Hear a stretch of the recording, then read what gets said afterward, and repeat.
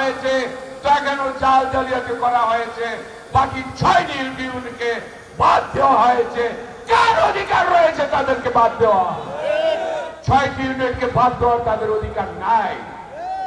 সময় মতো তারা সম্মেলন করতে আসে নাই, সময় মতো তাদের গ্রহণযোগ্যতা এই ব্রাহ্মণবাড়িয়ার জাতীয়তাবাদীর নেতৃত্ব কর্মীর কাছে তাদের কোনো গ্রহণযোগ্যতা নাই বলে সাহস করে তারা তো আমাদের সামনে আসে না।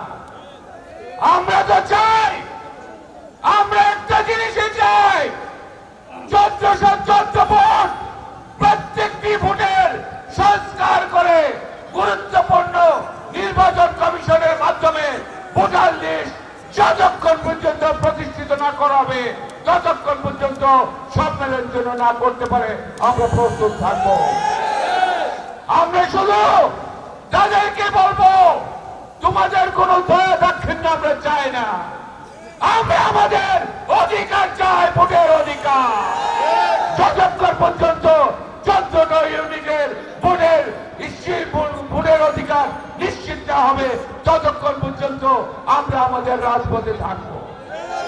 আমরা বলেছি এই দলকে মনে প্রাণে ভালোবেসে আমরা প্রমাণ করেছিলাম দেশনেত্রী বেগম খালেদা জিয়ার কাছে।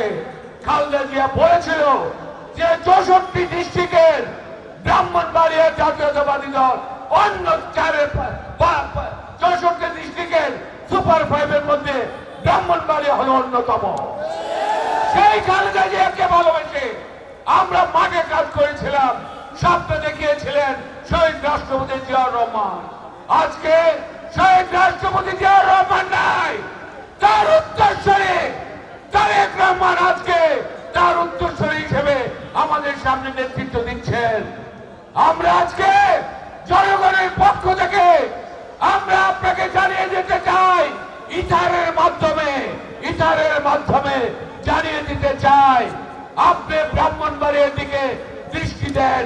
আপনার মায়ের গলা এই পার্টি ব্রাহ্মণবাড়িয়াতে এখনো সচল আছে, তারা যেন কোনো অন্যায় করতে না পারে তাদের প্রতি আপনি দৃষ্টি দিয়ে শুদ্ধাচরণের মাধ্যমে আগামী দিনে একটি নির্বাচনের ব্যবস্থা করে দেন।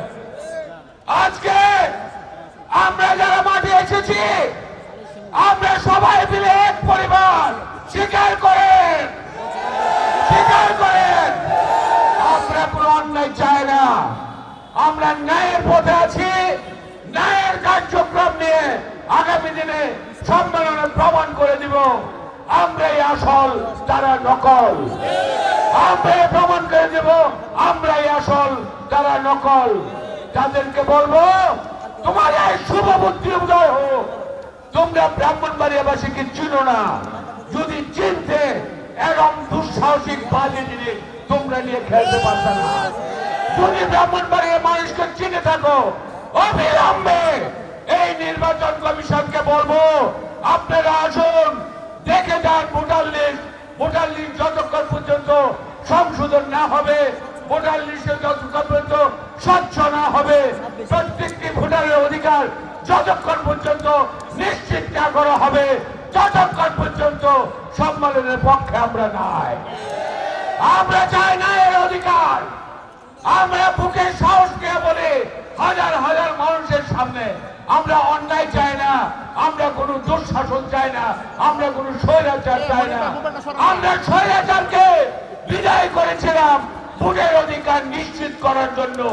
আজকে নব্য স্বৈরাচাররা যারা বিতরণ করছেন তাদেরকে বলবো এই পথ পরিহার করে তারেক রহমানের নির্দেশে একটি পরিচ্ছন্ন নির্বাচন কমিশনের কাছে ভোটার লিস্ট দেন, তারা তাদের নিজস্ব আয়ত্তে রেখে এনে যতক্ষণ পর্যন্ত শুদ্ধ করা না যায় ততক্ষণ পর্যন্ত আমাদের আন্দোলন চলবে।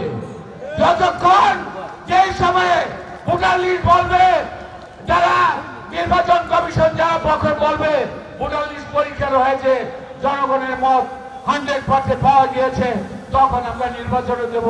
আপনাদের কাছে আমরা প্রতিজ্ঞা করছি সম্মেলনে যাব। এর আগে আমরা সম্মেলনে যাব না যতক্ষণ পর্যন্ত আমাদের অধিকার এবং ভোটার লিস্টের সংখ্যা পরিচ্ছন্নভাবে ব্রাহ্মণবাড়িয়ার মানুষের কাছে প্রকাশ না করবে ততক্ষণ পর্যন্ত আমরা সম্মেলনে যাব না। এখন আপনাদের কাছে আমাদের অনুরোধ, আমরা যাচ্ছি, আপনারা আসেন। আপনাদের ঋণ পরিশোধ আমরা করতে পারবো না, আপনাদের কাছে আমরা বলি ঋণী, চিরজীবনের জন্য আপনাদের কাছে ঋণী।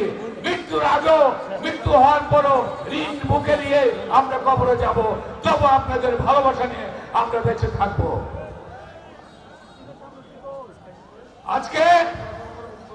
আজকে বিকাল 5টায় আমাদের ভারপ্রাপ্ত চেয়ারম্যান তারেক রহমানের সাথে স্কাইপে আছে বিএনপির।